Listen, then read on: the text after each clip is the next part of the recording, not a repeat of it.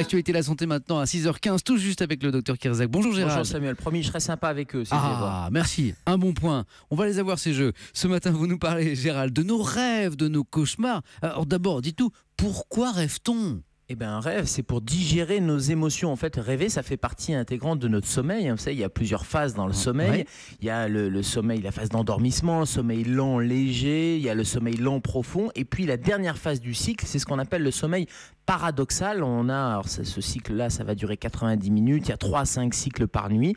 Et dans cette phase paradoxale, c'est le cerveau qui va s'éveiller alors qu'on continue de dormir. C'est-à-dire qu'on va rêver parce que le cerveau est en pleine action alors que le dormeur va continuer de dormir. Et finalement, ce rêve, c'est l'expression de nos préoccupations de la journée, notamment nos préoccupations émotionnelles. Alors, c'est pas seulement ces Freud, vous savez, qui disait c'est les préoccupations du désir, mais c'est pas uniquement le désir, c'est toutes les émotions positives ou négatives. Eh bien, on va les digérer pendant la nuit, pendant cette phase de sommeil paradoxal. Et Gérald, ces rêves, ou ces cauchemars d'ailleurs, est-ce qu'ils traduisent quelque chose sur notre état de santé ? Vous avez raison de dire rêve ou cauchemar, parce que les rêves, c'est totalement normal. Donc, rêver n'est pas pathologique. Faire des cauchemars, c'est pas du tout pathologique non plus. Ça peut le devenir, ça peut révéler non pas un problème de santé, mais plutôt un problème de santé peut-être un peu psychologique ou émotionnel quand ça devient ce qu'on appelle une parasomnie, c'est-à-dire c'est une terreur nocturne par exemple. Le rêve, le cauchemar, c'est normal, mais quand c'est une terreur la nuit, que ça vous réveille, et notamment chez les plus petits, là ça peut être embêtant. En fait, le rêve, ça sert à atténuer les émotions de la journée,